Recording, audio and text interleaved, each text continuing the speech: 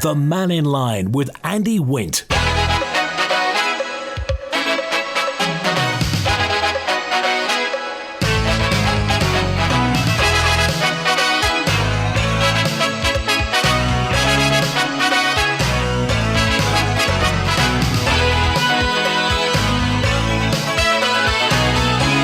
Pastor Mike, good afternoon. Open line on Mannin Line today. You're on the air, whatever you want to talk about. The infrastructure minister says the department's going to look at alternative solutions for West Quay in Ramsey as DOI withdrew its planning application for new flood defences and highway improvements.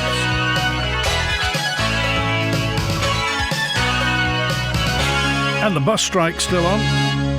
Going to be another meeting this afternoon between DOI and Unite the Union to resolve the strike by the bus drivers on the Isle of Man. I got a message in from Peter. Peter dropped a note in. We couldn't get to it yesterday, but he said, here's a novel solution. Apparently the Japanese bus drivers, I think it was Tokyo bus drivers, went on strike. And being Japanese, they didn't inconvenience the customers. They went and did their job. They just didn't take any fares. Now, would that work? Didn't inconvenience the customer, inconvenienced the bus company, of course, because they didn't get any money. But I don't know. What do you think? That's the Japanese way of sorting everything out. Here's Beastie with us now. Hi, Beastie. Faster Mai. Faster Mai, what's on your mind? Oh, do you know, Andy, for the first time that I've ever phoned Mannin Line, I'm nervous. I'm so nervous because what I want to say is so important, and I'm absolutely shaking that I'm going to mess it up. I've had a revelation. I want a rant, and then there's a plea. Okay. The revelation first. Yeah. As you know, I've been interested in politics for many decades, and I've always had this opinion that when they come round your door talking, canvassing, they're normal people and they've got good ideas and blah, blah, blah. 6 months after being an MHK, and the phrase I've used is they have a brain transplant. Because they completely change, they lose their identity, blah, blah, blah. But now I realise what it is. Having listened to the odious Stu Peters last week, and I've got it, what happens is they don't have a brain transplant, they become civil servants. They forget that they are MHKs, that they are there representing the people in their constituency.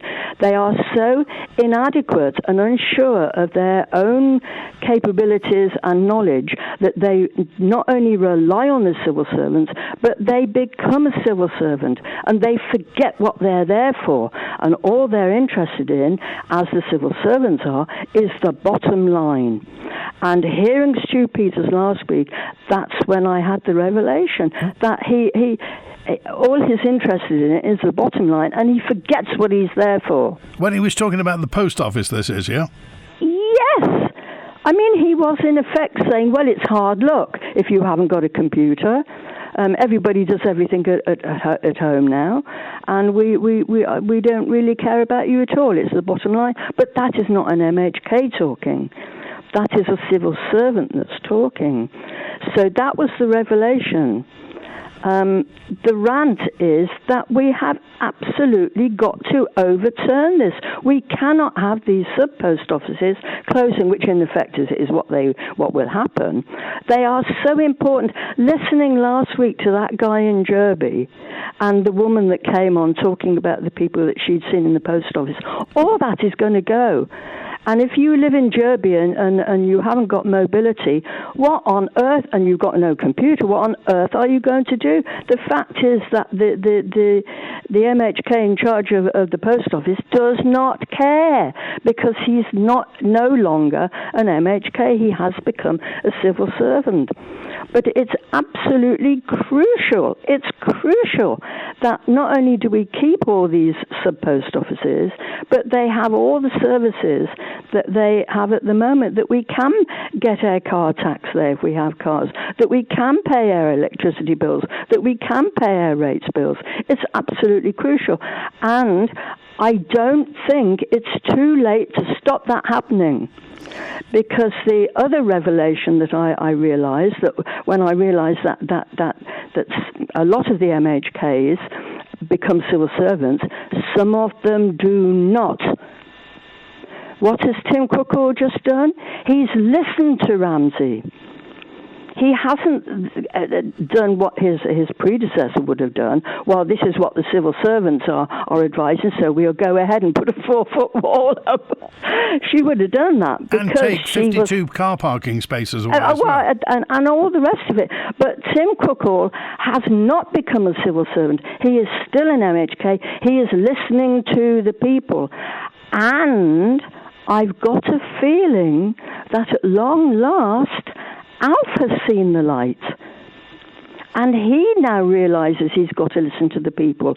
And this is why I'm saying I don't think it's too late, because what has been overturned, minimum wage, 20 mile an hour, Ramsey Wall, things can be overturned, and it's not too late for us to save the post offices. If everybody listening now and all your friends get onto your MHK, if they are still MHKs, if you realise that they have actually become civil servants, then get onto ALF. Get onto ALF Canon and say this has got to be stopped. In 10 years' time, all the people who use the sub-post offices for the many things that they do will all be dead anyway, and things will come round, and everybody will be robots, and they will spend all their time looking at their screen. What were the headlines in this week's Courier? All about suicide. And one of the reasons for suicide is that people aren't engaging with other people. I can't express too strongly how crucial it is that we keep these post offices. If everybody gets onto ALF or their MHK, if they are MHKs and no longer civil servants, and say, stop it. It can be stopped now. We've got another 4 weeks at least. It can be stopped. So that is my plea. My plea is power to the people. We have to reclaim our island. This is a call to arms. Stop it. We cannot have this happening. We've got to have our post offices for the sanity of the people. The MHKs, please listen, you are not civil servants, although the ones who have become civil servants, it's too late for them, they don't get it. But the ones who are acting on behalf of the people, which I really think ALF Canon is now, they can overturn this. So please, please, please, everybody listening, do something about it. Contact somebody and ask them to stop it. It can be stopped, don't you think, Andy?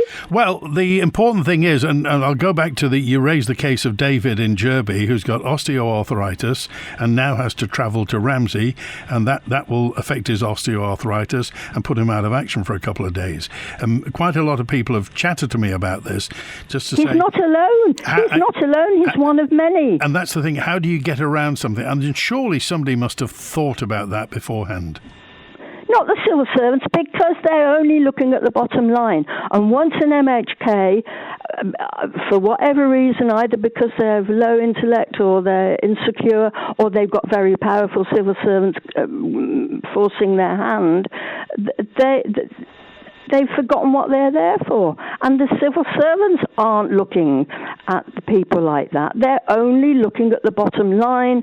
And the MHK's job, as Tim Cookall has evidence now, the MHK's job is to think what is best for the people.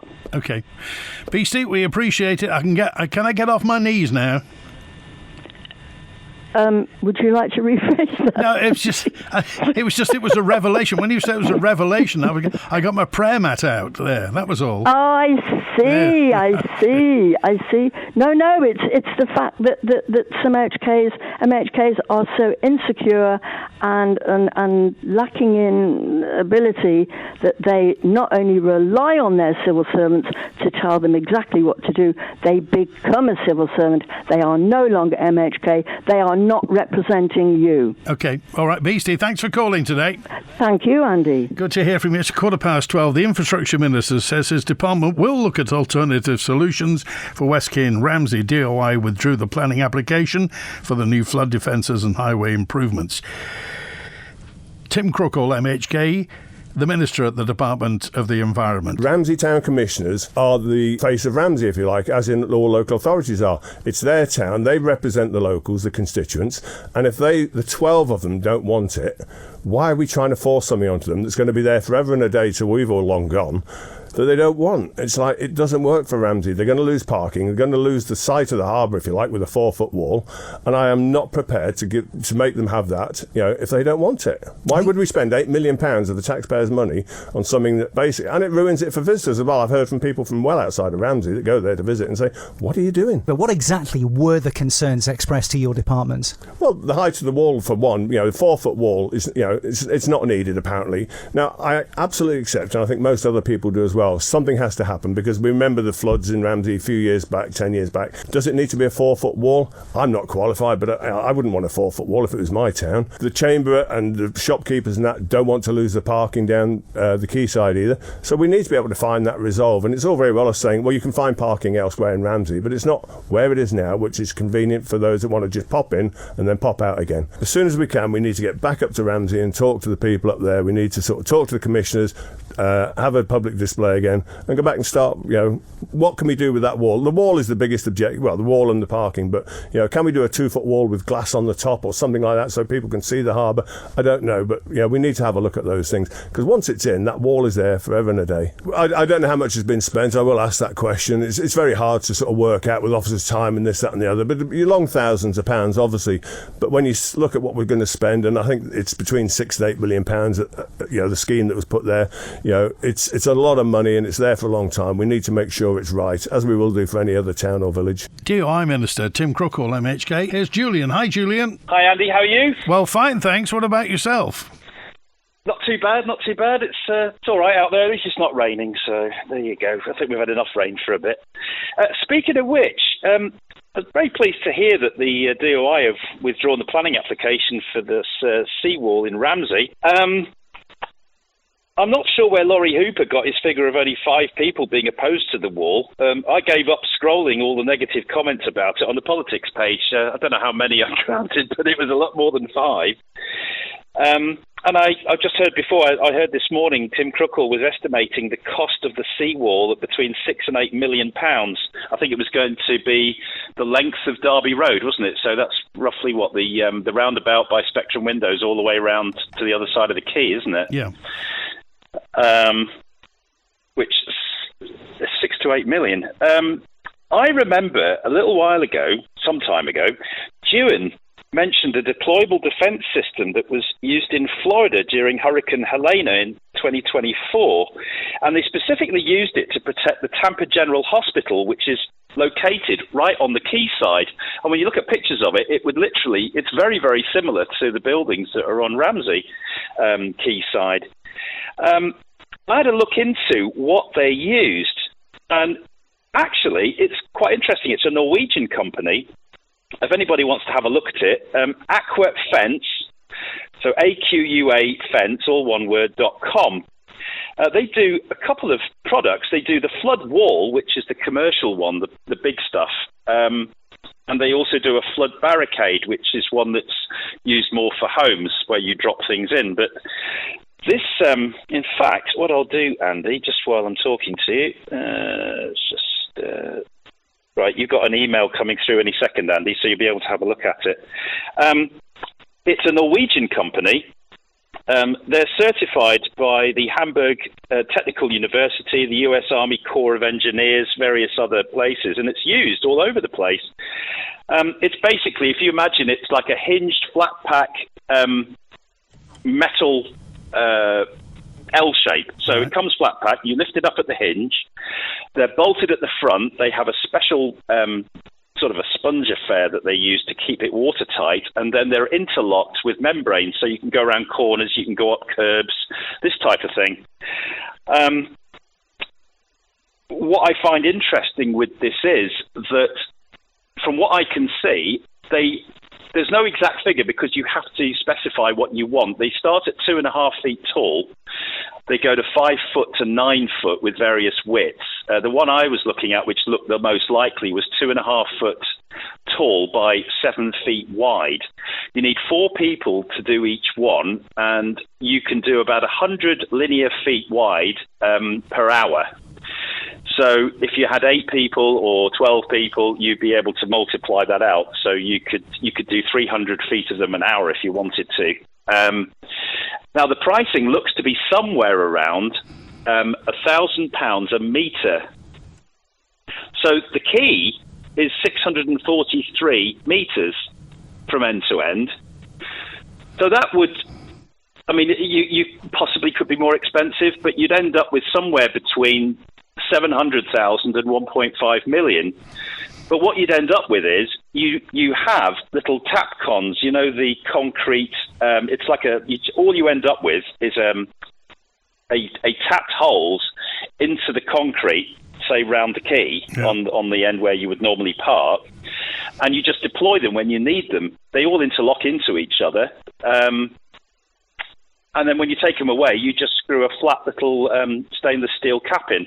They're all made in marine steel, and they're rated to be used 60 times. So when you think that the last flood was in 2014, and then the one before that was in 2002, it's looking about every 20 years. Right. So if you can deploy them 60 times, I mean, I don't know how long the materials would last, but they're all in proper, I think it's 316 marine grade steel. Right. So this is something that you'd advocate then, that instead of a permanent wall, something like this, which obviously works elsewhere. Yeah, I mean, basically, and the storage is interesting. You know, like the baggage carts we see at Ronaldsway, I think you can store 10 of them. So you close them down, so you end up with a flat rectangular unit, and you just slide them in. So I think it takes 10 at a time. And then you'd probably forklift them onto the back of a truck and store them, I don't know, Ellerslie or Glenduff or wherever. And then when you know the weather's, you know, you're getting the very high tide and perhaps some flooding out from the river, and you know you're likely to get it, you just get the boys out. I mean, you probably need, I mean, it depends. I mean, it ends up at about, I think it's just over 2,000 feet wide. So, you know, if you go around there, 640 odd meters. So if you had a crew of 12 or 16 people that were each doing, you know, a set of them at a time, you probably deploy them well in advance of doing it. And then when a few hours after the tide's dropped again and you know that you're not getting it again, get them to unbolt them, close them down, put them onto the trucks and take them away again. Okay. And then, of course, you could use them wherever. So if you had the wind on the other side, you could run them to Castletown or Guernsey or whatever. Aquafence.com is the company then. No doubt everybody's going to take a look at that, and perhaps the DOI will take a look at it as well. Okay, all right. Appreciate it. That's probably a third of the price. Yeah. All right. Thanks, Andy. Thanks, Julian. Good to hear from you. Well, the infrastructure minister has been very busy recently, not only knocking back that Ramsey scheme, but also another meeting's planned with the department and Unite the Union to resolve the bus strike, which is on. Tim Crookall says offers have been made and turned down on both sides. He's hoping to sort the issue out sooner rather than later. In some respects, they're a bit like livestock. They need checking every day. They need water. They need fed. And we'll hear from him shortly. So, what's the situation regarding the buses? Tim Crookall. We'll find out shortly. Anyway, let's get back to the phone lines. And I want to go to Robert with us now. Hi, Robert. Hi, how you doing? Well, I'm very well, thanks. You had a good weekend? Well, not bad. It's Tuesday now. It was a while ago since then. I was out in Derby. It wasn't too bad, you know. We had a bit of a smoke. It went well. We had some good food and down the church and all the rest of it, you know. But what I wanted to call you about was yesterday on the phone, I phoned up at 12:45 and I got through and the guy said, well, you're next on.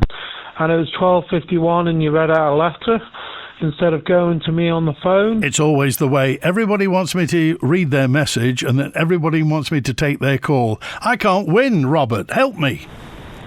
Well, I mean, if it's censorship, then so be it. But I mean, it'd be nice to talk to a minister now and again. I don't know if you can get me on with a letter. But He'll be on shortly. But anyway, yeah. You see, if I put you on, then the people who send the messages in will be saying you're censoring me. You see, I can't win, Robert. Yeah, but it should be live. Oh, right. Should be getting people through. So if people send messages, I'm not to read them in case you call. Well, you get the people on who are on the phone, have a live call. So anyway, the reason I'm not the calling messages. is, well, no. Okay. Get them on the live call. You can read the messages at any time, can't you? You can reread an email, can't you? Anyway, good luck. The reason I called was for pole dancing.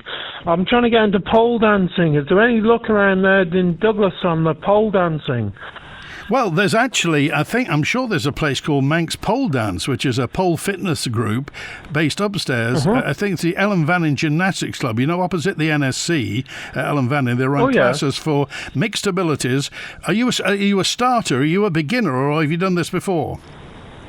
I'd have a few pounds on me, to be honest with you, but I mean, I'm raring to go. I think they've got full-strength poles. Anyway, they focus on strength, flexibility, and aerial skills rather than club-style dancing. They're not wanting you to do anything romantic or anything like that. So the Ellen Vannin Gymnastics Club there, if you want to learn pole dancing. And just to let you know, the credit union's open today if anyone needs a £500 loan. Okay, and they don't do pole dancing, do they? They've got the technicians in at the moment, to be honest with you, Andy. They're very technical at the moment. They're raring to go. They're 24/7 on the phone all the time. Okay. All right, thanks for calling today. And David, I think we found David. Hi, David. Hi, Andy. You all right? Yes. I love the Mannin Line. Can you hear me? Yeah, loud and clear. Where can you get from one end of the spectrum to the other? Yes. Which is great. And my issue is, and supporting Beastie on it, the issue is there, we still have times to do something with the post office if the public and the politicians do something. And we're going to lose. I was talking to the post office guy in Oaken there. He's probably bereft, to tell you the truth, about where things have been withdrawn there. It's not his problem. It's the post office problem. They're just withdrawing. And the contract, I didn't see the contract, but the contract was as far as I was concerned, would look menial. The income was going to go down. But I wanted to talk about Tim Krugel and Will from Ramsey. I'm surprised he hasn't been on. But it shows you what success we can have when it's a public opinion. Because Hooper's having the whinge now that it's the fault of probably you and me and a few others being on the Mannin Line whinging all the time. Well, hang on a minute. You see, Laurie Hooper was a commissioner. He was a Ramsey Town commissioner for years, so he knows. Yeah. He would know full well that the commissioners are flat against this. Yeah, and that's the issue. That's the main thing it is. And I have to give credit to Tim. He met Onken some time ago, nearly about 3 or 4 weeks ago now. And the first thing he said to us, and it's not a breach of confidence really at the end of the day, he said to me, I'm going to be going around the local authorities asking to see what they want. You're the constituency, not the constituency MHKs, but the local authority representatives. If you want something done or not want something done, you need to tell me now as the minister. And we did. And what he's done, the feather in his cap there, and to Wilf as well, because he was going on about it all the time, is that Tim said it to the local authority, met them and said, what do you want? And they told them straight, didn't they? We don't want this up here. We may want something in the future. We need to go back and redesign it. And that's what people power is all about. And BC's quite right. We can all get together. There's a big community in the Isle of Man. They don't all listen to Manx Radio, but today I was at a me pensioners group, and they said, we're looking forward to listening to you there, and Andy's saying something back, and I've got to mention Helen, and I'll leave it at that, okay? Hello, Helen. Thanks, David. Good to hear from you. See you, boy. Okay, Bye. All right, so 29 minutes past 12. On Manx Radio from the Isle of Man, and all you need to do to get in touch is text, email, call and WhatsApp. Text 166 177, email studio@manxradio.com, message 16677, or call 66 13 68. Elevate rubber cover from Rubber Roof Shop for one-piece flat roofing systems. No joins, no leaks. We also line commercial box gutters in one piece up to 60 metres with a 20-year written warranty against leakage. Call Rubber Roof Shop on 49667. My everyday used to feel fine. Now it feels elevated. Better decisions, better outcomes. Support when I need it, freedom when I don't. With no monthly fee, dedicated relationship management, and a world of global benefits, HSBC Premier is designed to elevate your everyday. HSBC, opening up a world of opportunity. See website for details. T's and C's apply. In the Isle of Man, HSBC Bank plc is licensed by the Isle of Man Financial Services Authority and is a participant in the Isle of Man Depositors Compensation Scheme, as set out in the Depositors Compensation Scheme Regulations 2010. Manx Memorials in Ballasalla will guide you when creating beautiful, lasting memorials across the island.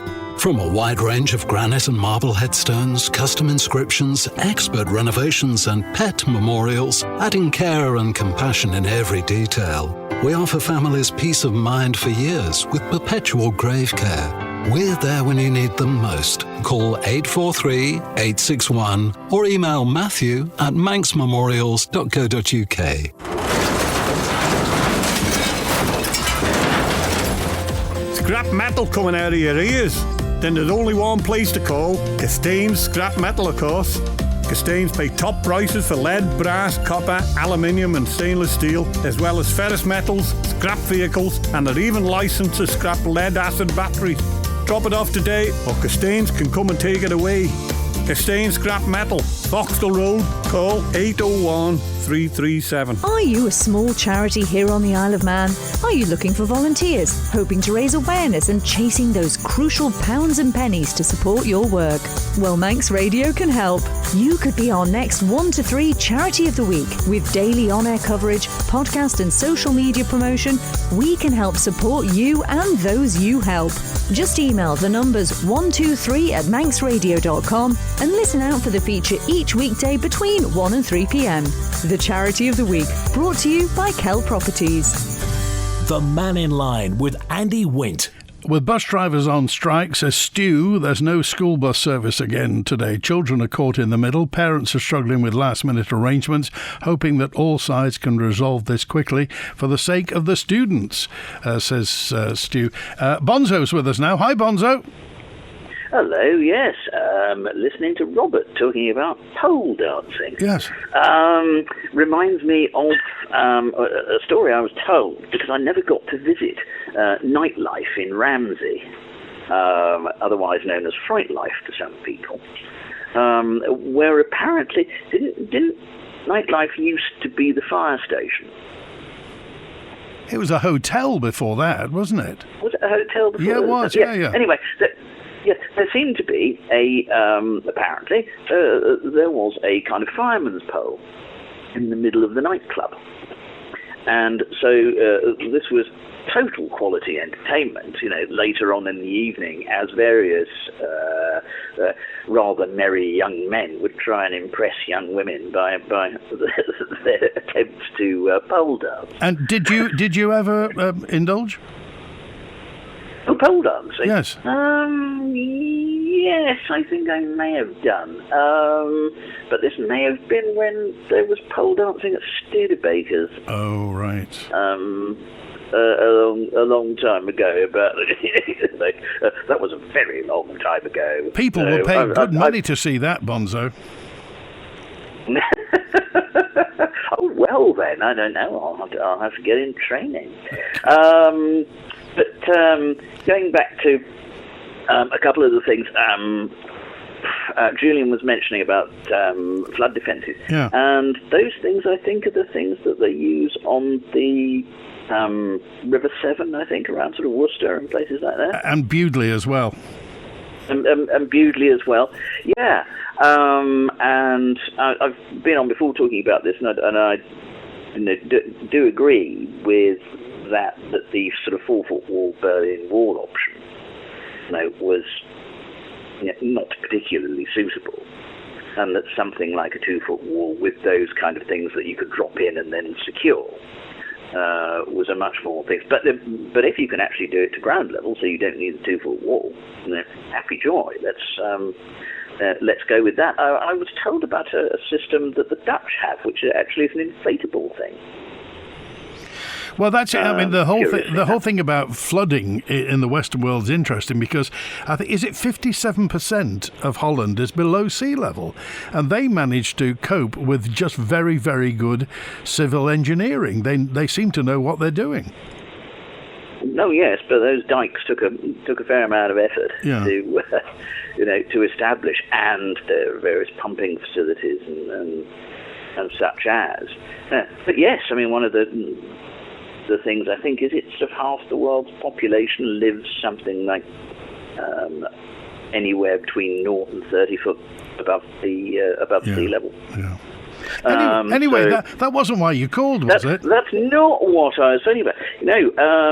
Beastie was talking about various things and about civil servants and their relationship to ministers, etc., and what ministers do. Well, first off, a minister becomes a national politician when they become a minister.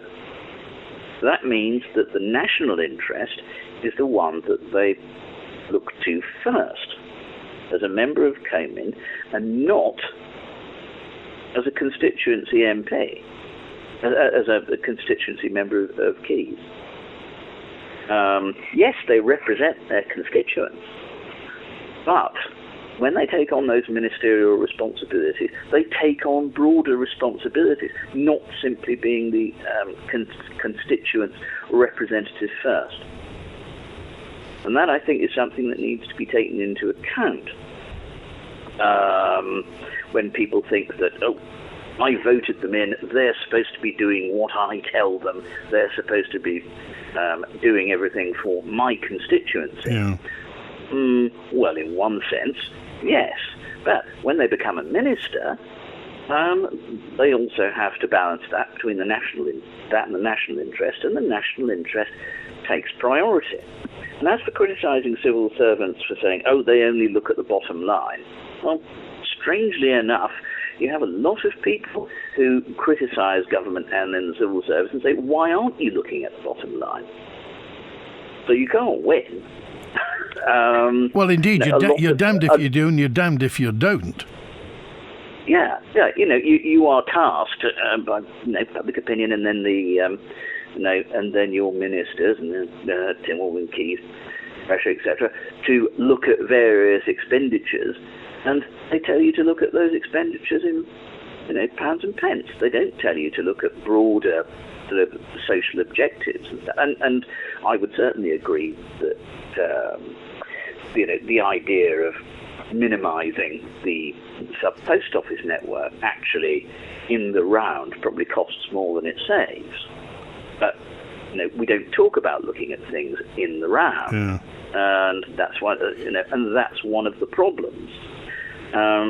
So I think to just blame the civil service and say it's all the civil service, well, that's a very helpful thing to be able to do, because of course the civil service can't answer back. Okay, well, you've worked in Westminster, but you're also Manx as well, so you have a foot in both camps. How do you feel about the fact that some people complain that UK civil servants get parachuted here and bring cut and paste solutions to problems that we don't have? Well, you could put the opposite argument and say, why reinvent the wheel? And you could say that those UK civil servants have a broader knowledge of wider fields than Isle of Man civil servants may possess. But that comes to also how we train our civil service, and the kind of ethos that we place within our civil service, which isn't old school civil service at all. I mean, a cross isn't the old school civil service, but the civil service that I was in was very much the idea of the old values of Northcote, Trevelyan and public service, and that you don't let your minister go into the into the parliamentary chamber totally unbriefed or partially briefed, so that he shows the department up, because your job is to make sure that he doesn't. Interesting. As you say, the civil service never get an opportunity to answer back, and you've fought their corner today, Bonzo. I appreciate it. Well, Okay. Good to hear from you. Thanks for that. We're back to the bus strike as well. This is Tim Crookall talking about what's happened between Unite, the union, and the bus drivers. Unite have come back with an offer which is being considered at the moment and will be discussed this afternoon, and they've changed slightly, and they change and we change. So somewhere in the middle there is hopefully some common ground that we can agree on. I don't know how far apart we are at the moment. Probably too far still, if I'm honest. But we're slowly getting there, I hope. And say the sooner we can resolve this, the better for everybody's sake, the drivers, but everybody who wants to use the bus service as well. Bus Mannin operating this reduced contingency timetable.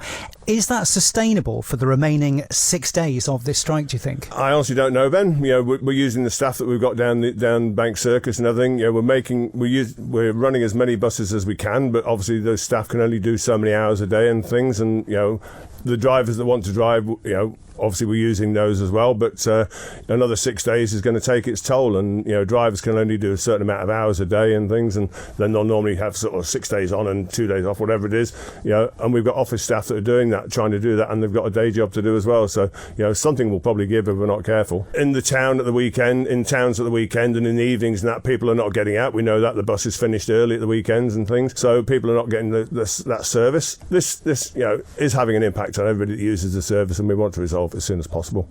Sitting here right now, do you think a resolution is possible today? I honestly don't know, Ben. I don't know what the union are prepared to accept. This is an offer they gave us yesterday. We've priced it up and things, so we'll go back and discuss that this afternoon. So, what assurances can you give the Isle of Man public that will not see further strike action later in the year? Somebody will be thinking about those, TT further down the line. I'm more conscious about what we're doing now and over the next few weeks, and see if we can get this resolved as soon as possible for the good of everybody here, not just visitors that are coming to the island, but everybody that's on the island. Are you concerned about TT as it stands? Well, I will be if we get closer to it, absolutely, yeah. But we've got Easter before that, and we've got other events before that, and we've got every weekend and every night when people want to go and use the buses. There's the Minister, DOI Minister Tim Crookall, MHK. A précis of some of the questions we've been having about the bus strike is how many bus drivers are there full time? How many have worked there more than 5 years? Somebody asked how many have been there more than 10 years? What's the current rate of pay? And what are the holiday allowances for bus drivers? Well, we've been checking. There are no publicly released official figures from the DOI or the government showing how many bus drivers have been in post for more than 5 or more than 10 years. So that specific tenure information can't be confirmed from available official sources. If anybody can get that, we'd like to know. Pay for bus drivers on the Isle of Man is advertised between £13.34 and £15 per hour, depending on the contract and role, though exact current rates for all drivers under Bus Mannin terms are set by the DOI. So £13.34 to £15 per hour. Under Isle of Man employment law, employees are generally entitled to a statutory minimum of 4 weeks paid annual leave. That's 20 days based on a 5-day week, plus public holidays. Individual employer contracts may provide more generous leave. So 20 days plus statutory, although Bus Mannin may do more. I trust that's helped. This is the Isle of Man talking, the Mannin Line. Hello, this is Doug Farragher. In conjunction with Manx Radio, I'd like to invite you to join us and learn something about our native Gaelic tongue, the language of man. Help your savings grow with a fixed-term deposit from Isle of Man Bank. Isle of Man Bank are offering a fixed rate of 3.8% AER gross PA fixed until 27th of February 2026 when depositing a minimum of £5,000 for a 12-month term. To open a fixed-term deposit, you must have a cash management account, be 16 years or over and resident in the Isle of Man.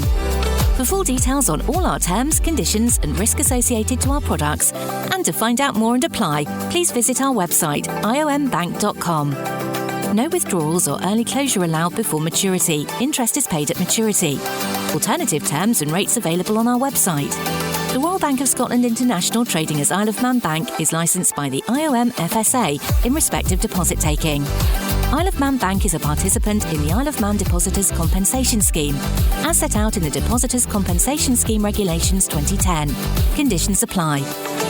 Most builders start with a hammer and saw. Manx Construction start with ideas and imagination. For new build, extension or home office, Manx Construction offer full service from planning to completion. Call Tony on 452 688. Carpetland, the carpet specialist with the island's best value carpets in stock, often fitted within a week. Furnitureland for 3-piece suites, dining and living room furniture, and a selection of amazing beds. Carpetland and Furnitureland, West Street, Ramsey. Our parents were struggling with the stairs, but were determined to stay in their family home. We contacted Acorn Stairlifts. I took them to the showroom to try the stairlifts and found the right solution for their needs. The process was simple. They even offered next-day installation. Choose the island's first choice for stairlifts, Acorn. For a free no-obligation quotation, call Acorn Stairlifts on 672 414 or call into their Douglas showroom at Key House on South Quay. Acorn Stairlifts, keeping loved ones safe in the home they love. Have you got your Manx Radio Gold open and closed door sign on display? If you put the sign in the entrance of your business, you could win 3 months of free advertising on Manx Radio Gold in 2026. Need a door sign? Email sales@manxradio.com and we'll get one straight to you. And if your door sign is already up, send us a photo and we'll put your business into the prize draw. Manx Radio Gold is the perfect soundtrack for your workplace, with fewer interruptions and only the greatest hits on earth. On your smart speaker and at gold.manxradio.com. Manx Radio Gold. The Mannin Line with Andy Wint. And Peter's on now. Hi, Peter. Hi. What I want to speak about is ministers listening to the public. The school meals situation it's got out of control. I spoke to the headmaster where my granddaughter goes to, because there's so many kids now wanting packed lunches, and my granddaughter wants packed lunches now. We're having to give her snacks to go to school with because she's coming out hungry all the time. Half the time they don't like the stuff they're given. I was saying, is it the stuff? Is it the menu or is it the amount of stuff, Peter? Well, both. I mean, they're getting small portions and they're coming out hungry. Now, I spoke to the headmaster of the school that my granddaughter goes to, and I asked him the question, how many school kids are packed in having the school meals? And he says, I can't tell you the exact number, he said, but it is significant. Now, that tells you one thing, doesn't it, that they're not happy with the school meals. It's all over social media. Why doesn't the Minister for Education, why doesn't he listen to the general public of the Isle of Man? They don't want these school meals. It's just, again, somebody's personal agenda. When did it change then for your granddaughter? When did she start moaning about the school meals? She'd been moaning about them for all the last term. But of course, a mother pays up front for the school meals. So now it's coming to an end. Now she's going to want to pack lunch and that. And most of her friends are all gone back onto packed lunches now. If you go onto social media, you'll see the amount of parents that are moaning about the school meals and that. And again, nobody asked for this. It's just, again, somebody's personal agenda that decided that this is good for the children. Well, it's not good for the children. Everybody knows that children that are hungry do not learn properly. Yeah, as you say, if a child's tired because their blood sugar's down, they're just not eating properly, then they won't pay attention. Some may even fall asleep, Peter. Well, you know, they don't even get a proper pudding now. It's like a piece of apple or it's a piece of orange or a piece of pear or something like that. They don't even get a proper pudding. What do you think will be a decent pudding, though, Peter? Oh, I don't know. Maybe something like a cake and a bit of custard or something like that, or an ice cream, apple pie and custard, something like that. I mean, I don't know, but certainly they're coming out. My granddaughter's coming out hungry all the time. We're having to pack extra snacks for her because she's hungry. So hang on, when you pick her up from school, she's hungry, yeah? She's hungry, yeah, and we have to have snacks in the bag, and she has snacks in the bag for a playtime and that because she's hungry. Okay, right. And she has a good breakfast before she goes to school. I was going to be my next question. She does have a decent breakfast. Of course she does every morning, yeah. But you've also got to remember is there's some kids out there that rely probably on the only meal that they have of the day, a decent meal, was at school, and now they're not getting that. Okay, right, Peter, we appreciate... I had a word with the headmaster, and he's not allowed to comment on the school meals. Right, okay. I appreciate that. So your message to the Department of Education, Sport and Culture is? Rethink and talk to the people, listen to the people. We've seen what's happened this last day about the wall in Ramsey. This is what's been wrong with this government all along, is they've never listened to the people. Okay. They're doing their own thing. Listen to the people of the Isle of Man, what they want. Okay, Peter, I appreciate that, and I hope your granddaughter doesn't go hungry. That's the important thing. Thanks for calling today. Howard's on now. Hi, Howard. Hello, Andy. Again, Peter just reiterating that, listen to the people or use a bit of sense. Again, part of the Sunken Gardens wall has come down with the storms, and the government have had the brainstorm of putting up the sea wall between the War Memorial and the sea terminal end. Why don't the corporation who have to repair the walls put where the walls are being knocked down, it's not the entire walls, it's sections, and the same sections each time, a reinforced concrete structure wall, and then face it with the stone that is there so it doesn't spoil the continuity. And as I said to Chris before, if you're going south and you come to the blackboards, on the south side of that tight corner, many years ago, I can remember it because I actually saw the car had gone through the wall there and was hanging over the railway lines. And what the highway board at the time did was exactly that. They put a concrete reinforced structure and then give the stonework, the facing of the stone, and that then gives you substantial strength. And the DOI have said that gardens were never built as a sea break, but it will give a lot more strength to the walls, and they only have to do it in the areas where these things are getting knocked down on a regular basis. Because one of the town councillors told me that the insurance did not cover the last serious wall knocking down, if you can put it that way, by the tide, and they had to pay for it themselves. So if they put a reinforced concrete core in the centre and then build up either side of it to give the impression of there being the normal stone wall there, it will be a lot safer and a lot stronger.